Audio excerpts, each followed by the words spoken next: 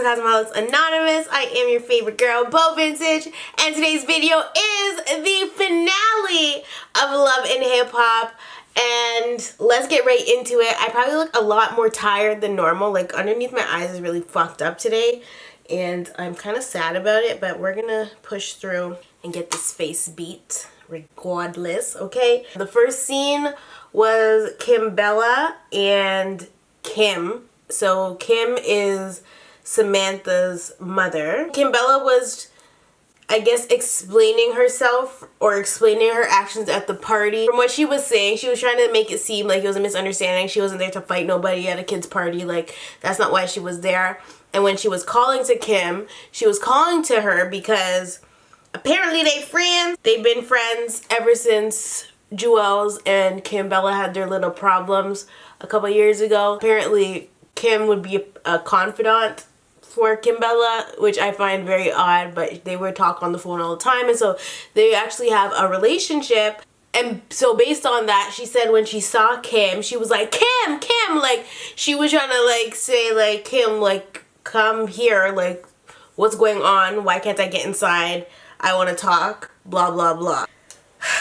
Either way, even if that is the case, it's irrelevant because she is just too like, you don't need to be sticking your nose places where it does not belong. Like, she's definitely being nosy as hell, and like, I'm just like, mind your business, Kimbella. But anyway, one thing I need to know though is why the hell does Kim dressed like a nigga from 2004, okay? I need to know. Like, whenever I see her and I'm just like, what is this lady wearing? Like, she literally dresses like a hood man from 2004. I don't understand. That just got out of jail, okay?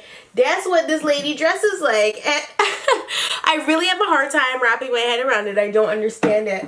To each their own, honey. To each their own. I just need to show you guys this before I dig into it because I just replaced my palette. This one still has concealer in it, but I needed to get the other colors that I actually use, and so it's all clean in comparison to this trash.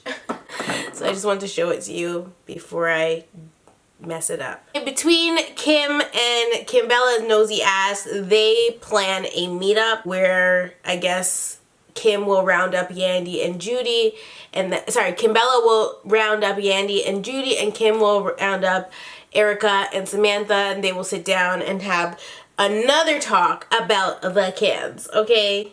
They all might as well be Tara from this point on, because they tried to make everything seem like it's about the kids, but it really hasn't been. Stale Mayo is back in the picture. Can't say that I was very happy to see him or stupid ass Skye, but they are back in the picture. I guess they kind of had to be for the very last episode. Pretty much everybody was in this episode. In this scene, he is meeting up with Skye at the ball court. You guys, Skye shows up in this little outfit, and when I saw it, I was like, what the hell this lady got on right now? Like, she had on shorts and a top, okay, cool. But then when you got down to her feet, she was wearing clear boots. You know those clear boots that everybody has, those ugly ass boots? That's what she had on her feet. Why? Why are you wearing this outfit? And to the ball court at that? Like, why? Why aren't you dressed in like some Lululemon? Like, I couldn't even deal. I was like, you know, you don't dress like that. And she thought she looked good, honey. Like, she thought her outfit was popping. It was not. I'll be the first to say it was not cute in any way, shape, or form. Her outfit was not a good look. But, I mean, do you, boo? Do you? Anyway, when Skye pulls up to this Dykeman ball court, some people probably don't even know what the hell that is. Dykeman is a place in New York. She pulls up to the ball court, and I guess she made it so that one of her guy friends would be there so that she could make Stale Mayo jealous, which worked.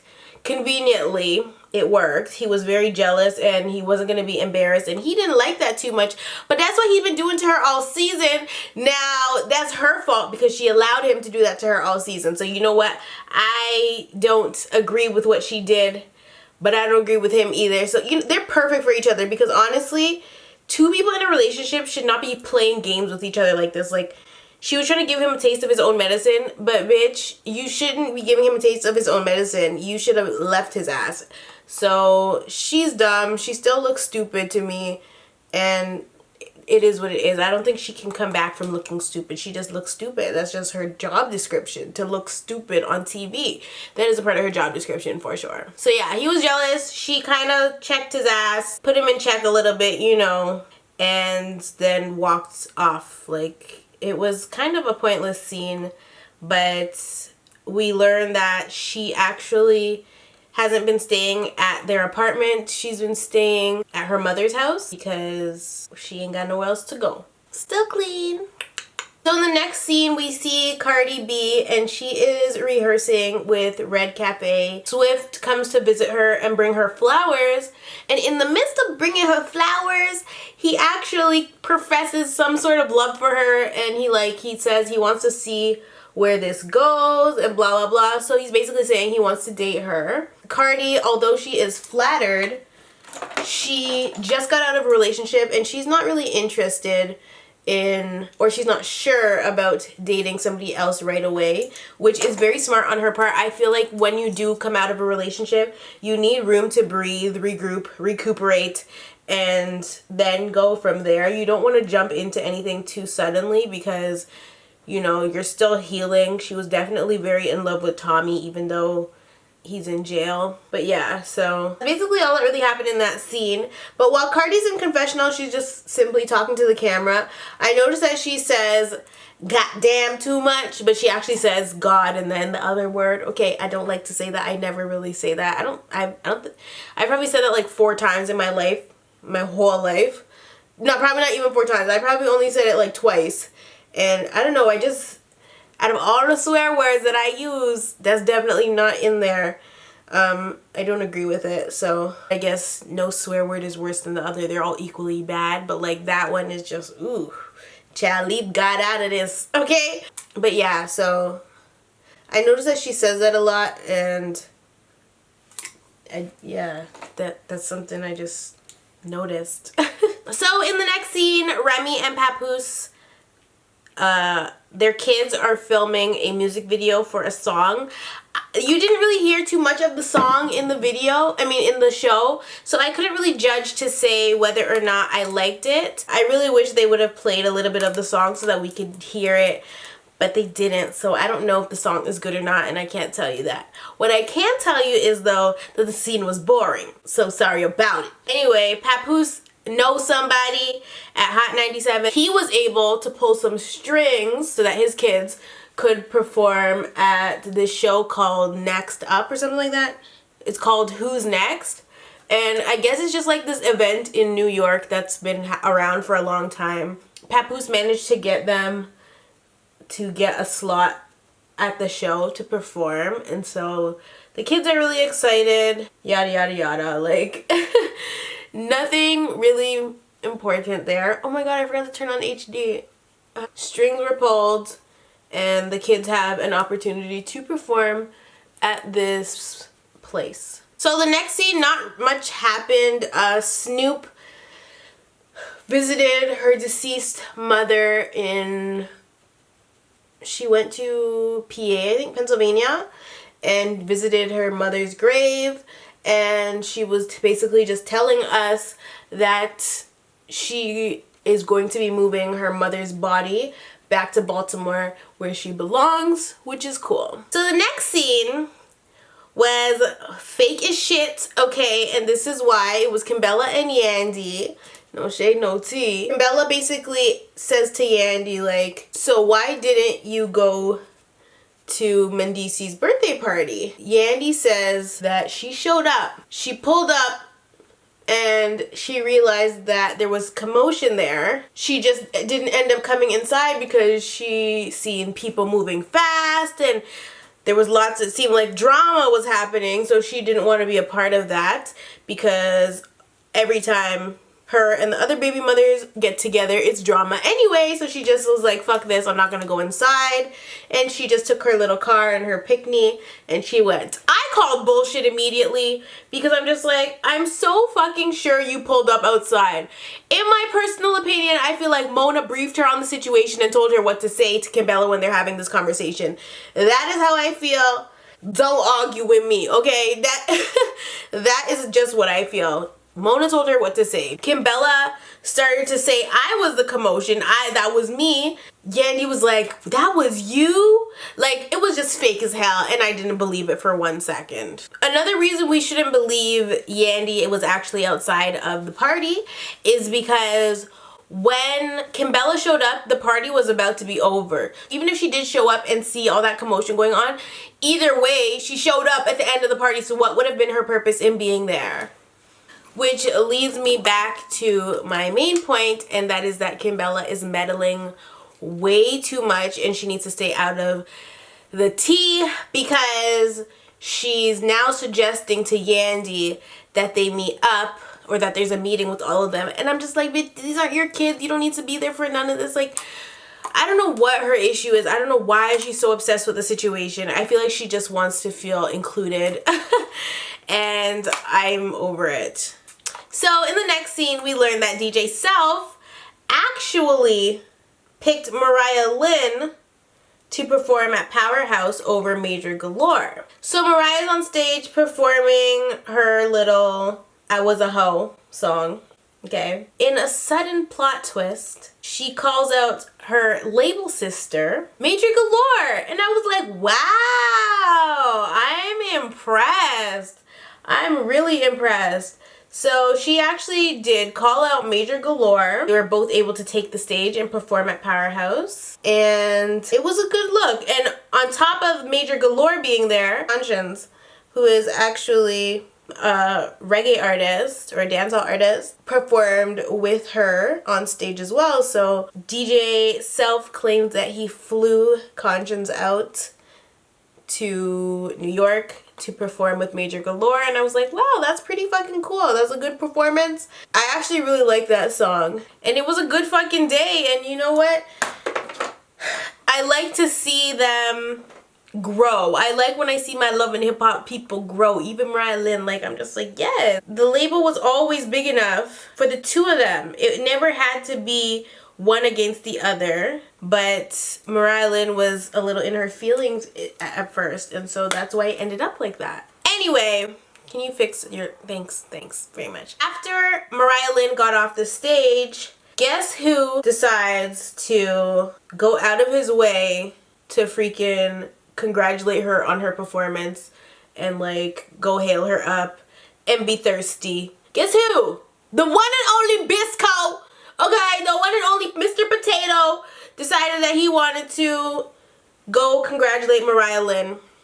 When Rich Dollars saw this go down, he was like, oh, hell nah. This trifling ass motherfucker.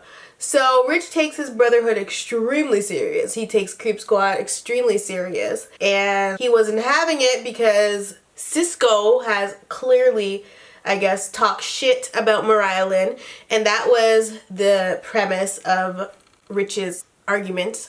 He was saying that, how is it that you're going to be talking to the same bitch that you've been talking shit about? 1, 2, is the reason that Creep Squad fell apart to begin with. So that was Rich. He was mad. Him and Peter actually went outside, and that's where they were having this conversation. I guess Cisco came to look for them after he finished talking or sucking Mariah's titties, okay? He came to catch Rich outside, how about that, okay? He came outside to catch Rich and was like, what's good? And they basically ended up arguing because Rich was not feeling him. He's like, no, like, he's basically just mad all over again at Cisco and saying that he's doing fake nigga shit, which he was, so Rich ends up walking off because he's just absolutely fed up, and then it's just Peter and Cisco standing there, but the scene ended. It wasn't conversation, so that's basically what happened there. In the next scene, Drew and Skye meet up again. This time it's at night. And my observation for this is that they are two immature motherfuckers. Like, they're both so immature. Like, this tit for tat shit is not cute. It's definitely not how you should operate in a relationship. And, like, we've been over it, but I just have to say that I'm over the shit. Like, I don't understand how or why they even bother with each other. I couldn't deal with that. If somebody was doing, like, if I did something in my relationship that was petty or something and then the person did something petty back, I would just be so over it. I'd just be like, okay, like, we're not gonna do back and forth tit for tat shit, because what is the point? We're not children, you know what I mean? Only one of us can be petty here, okay? That's how petty I am.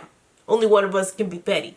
Anyway, I guess Drew was looking for Bianca to forgive him. And so, like any fuckboy would, he showered her with gifts, or a gift, I should say. A big gift, a large gift, a really nice gift, actually, to be honest. He bought her a car. So, he bought her a car, but then in a sudden plot twist, he was like, this is yours, you know, and she was all happy and ready to take it and shit. But then he said, so this car is yours under one condition. Why the hell are you buying me a gift with a condition? Are you a sugar daddy or not? Like, I think he tried it with her. I think because, I'm not Bianca, I think because Skye used to be in the sugar daddy game, you know, or the sugar baby game, I think he tried to do that. I think he tried to use that in that moment, and it backfired in a major fucking way. You are not supposed to be her sugar daddy. You're supposed to be her boyfriend, and you're not going to try to belittle her or like give her ultimatums or deals. This is not a game show. Like, I don't know what he was thinking. Anyway, he told her, you can have this car under one condition, and that condition is that you get a new number. She said, bitch what?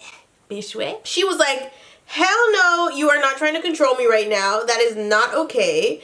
I am a woman, you are a man, you have no right. And I was like, you better tell him, boo. You better tell him. I still don't like you, but you better tell him. Because I didn't know where, I was trying to figure out where he gets off. I'm like, where do you get off telling her she can have this car if she changes her number? Who are you? Who are you, honey? So I was like, I was baffled. I was actually really baffled. I'm like, there's no way this man said you have to change your number. The reason it backfired was because she ended up getting real mad. Like, she was livid, and she just ends up throwing her wine on him. It looked like water, but I guess it was just some white wine. But she ends up throwing her wine in his face. Okay, she splashed it all over him. Like, I'm surprised that's what she did. Because if someone tried that with me, I would have slapped them in the face. You're not going to disrespect me and play with me like that. Like, no, I'm slapping you in your face. I'm not throwing my drink on you because I like wine. So I'm not going to waste it on your ugly, stale, male looking ass. You know what I mean? Like, oh my god, I wish a nigga would. Like, I really do. I wish a nigga would try to buy me a car and tell me I gotta change my number to drive it. Bitch, what? She's like, you can keep your car. And I was very proud of that moment. I was just proud as a woman. I wasn't proud of her necessarily. I was just proud of women. Oh my gosh. That's what happened in that scene, and she ends up storming off again. So the next scene is Snoop and Omar from The Wire. They were just talking about Snoop's mom and moving Snoop's mom back to Baltimore again. It was nothing really important going on here. And that was basically it. Like, they sat down. It was literally like a 2-second scene.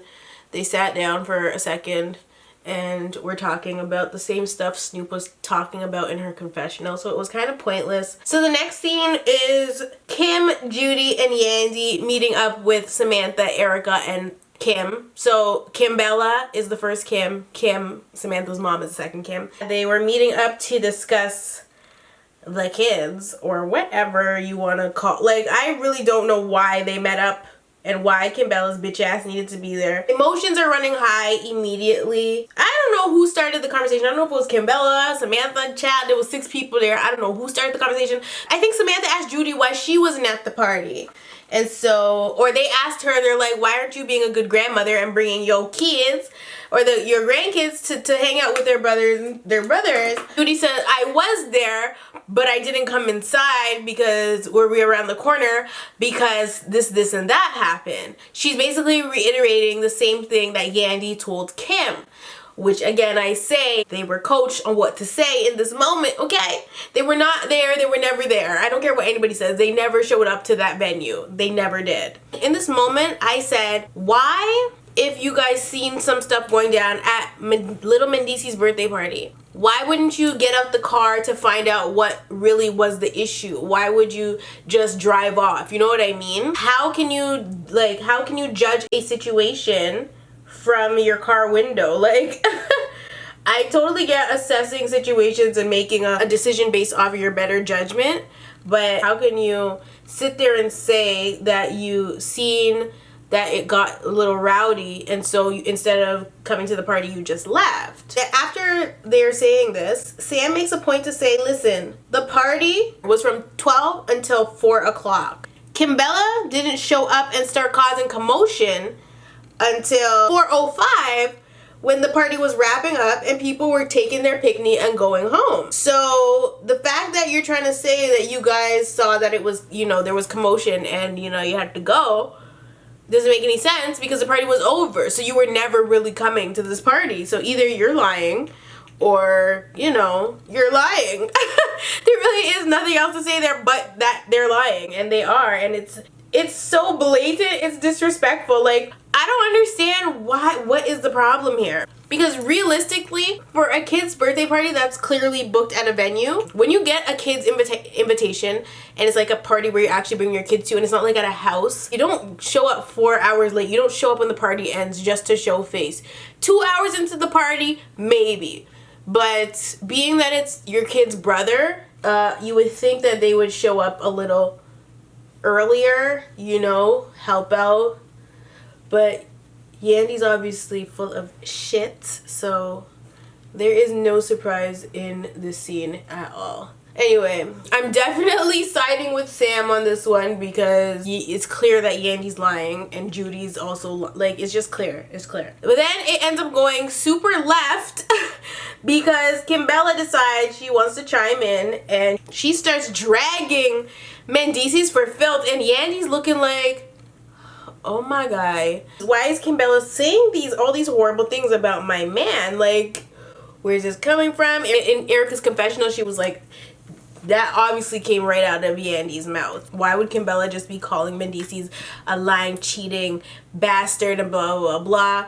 But she has a point. He done cheated on every one of their asses, so it is what it is, you know. Call him like you see him, Kimbella. I don't blame you, honey. I don't. So Judy's like to Kimbella, who are you talking about? Because I know you ain't talking about my baby. Baby, she was, though. She really was. She had a lot to say.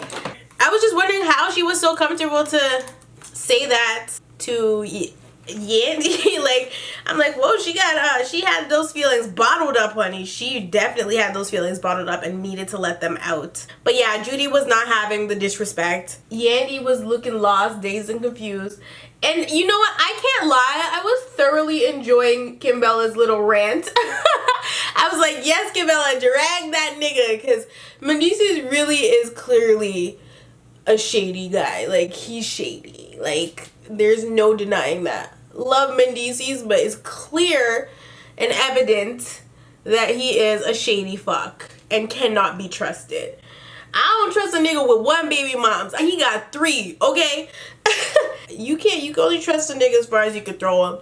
And we can't throw Mendici's far because guess what? He's locked up. At this particular point, everybody starts counting everybody's pussy miles and baby daddies, and in the midst of this, I guess Sam offended Judy, and so Judy starts yelling out, "Stop asking my son for his sperm!"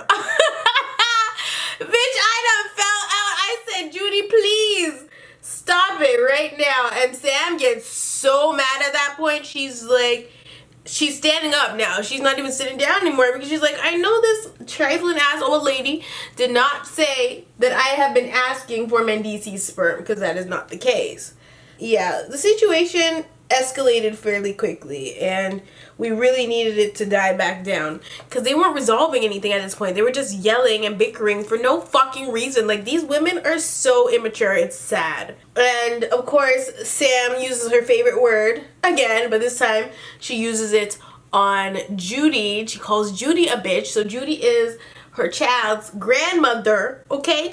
And she called Judy a bitch. She ain't got no respect for nobody, bitch. But I guess, I don't know, is that fair game? What do you guys think? Like, do you feel like she's allowed to say that because they were arguing? Or do you feel like it's not okay to call your baby daddy's mom a bitch? I feel like if you guys already have problems,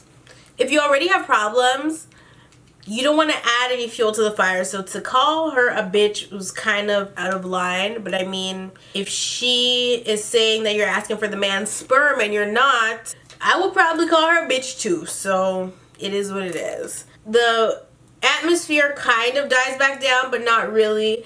And then we're back to square one, which is, this is about the kids. Like, we need to let the kids see the kids. And at this point, to me, I just feel like that is just a line at this point. Like, it has no substance. It doesn't mean anything. Let's get the kids together. It's just something to say. Like, it's a cool phrase. It's a catchphrase at this point. You know what I mean? It's not, it has no substance, no meaning whatsoever, because people are saying it and then not following through. It's just a waste of time. I'm sure they don't live far from each other. Like, I'm sure they all live up the street from each other. I don't know why. They all got cars and chauffeurs and all kinds, so I don't know what the holdup is, why these poor kids are being kept separate. It doesn't make any sense. And this is exactly the opposite of what Mendeecees wanted. He clearly sat all y'all motherfuckers down and said, look, when I go to jail, I don't want no problems. I want my kids together, and that's the bottom line. But they're not even doing that. Like, they have absolutely no respect for the man's children. Not even for him, but the man's kids. Well, shit, the episode is it's over. Like, that was the final scene in the episode, because the last bit of the episode was everybody just like recapping their season, or the season, and what they see going for themselves in the future. So that was it for the episode. That's usually what happens in the season finale. Everybody kind of just is in the confessional and is like blah blah blah blah blah. And so this is what's happening now, but blah blah blah. So that's basically what happened in the rest of the episode. Skye, though, let me talk about Skye for a second, because Skye claims that she has left Drewski. She's moved on without him. That little shit was the final straw for her.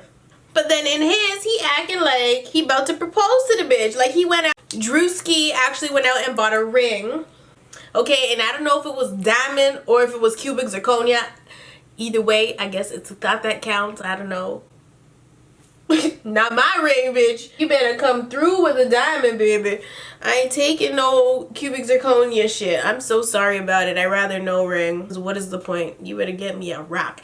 The rock was huge, okay? The diamond that he bought was huge, so I don't know if it was a real diamond or not. But then after they showed Drew's recap, they show Bianca's, and Bianca and Drew are on FaceTime, and she's basically saying Drew's still hitting her up even after the fact. So I don't know why he's buying cubic zirconia, okay? I don't know why he's doing that if he's still trying to hit up Bianca. What's really good, Drewski? Like, what's really good? I don't really care what everybody was saying in their little confessional scene, because it's really irrelevant to me. Like, I just don't care about what they were saying, and hopefully next season is a lot better, because I am so happy that the season is over. Like, you guys have no idea. Well, nah, you must have an idea, because you guys have been rocking with me and these recaps for 15 weeks now. Is it 15? 14 weeks. Can you believe that? 14 weeks it's been since we've been doing this, and I appreciate everybody for tuning in. The reunion is probably going to be shit. I did not watch the sneak preview of the reunion, so don't be doing no spoiler alerts down in my comment section because I don't want to know. But I know that there is like a sneak preview out there on the internet somewhere. It's probably going to be a 2-part special. I'm hoping it's not a 3-part because I ain't got the time, y'all. Y'all lucky you even got this last episode out of me, really. I almost went to Toronto. I almost went to Toronto today. When I thought about it, I was like, I really didn't want to go, so I just didn't. Let's talk about this. Do you guys want me to do Love and Hip Hop Atlanta next, or do you want me to do a different show? When does Bad Girls Club even start? What I need to tell you guys is that I didn't really expect to end up doing this for the entire season. Like, after I did the first episode, I realized that I would do the rest, but like when I did that first chit chat, I didn't think that I would end up doing it every week, and it took the enjoyment out of the show for me because I felt like every time I am watching the show, I'm taking notes and I just feel like I'm doing homework.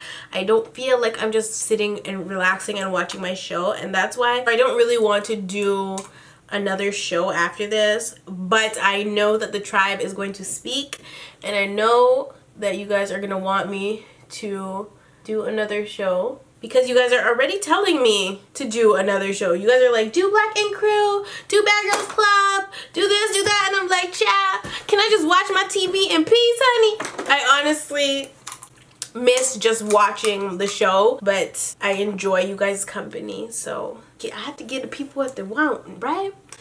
It's whatever.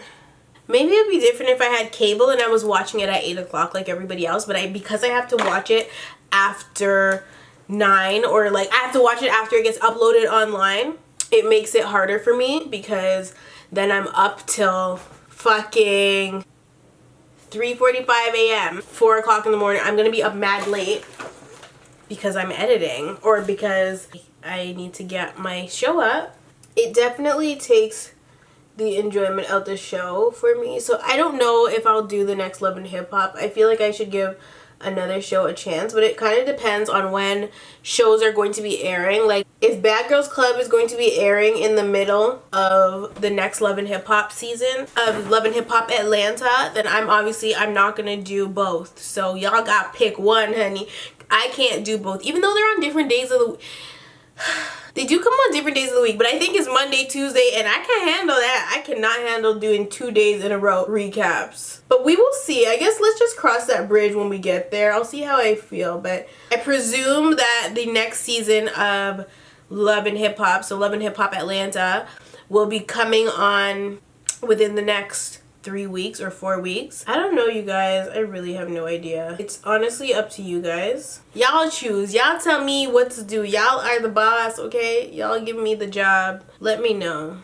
But definitely tell me down in the comment section what show we should do next. And whatever gets like the most up likes for show suggestion is the one that I will choose. Don't just keep commenting the same shows. Just look for the first comment, put newest first, scroll to the bottom of the comments and see who the first person is to suggest a show, and if it's a show that you want me to do, then put a thumbs up on that person's comment.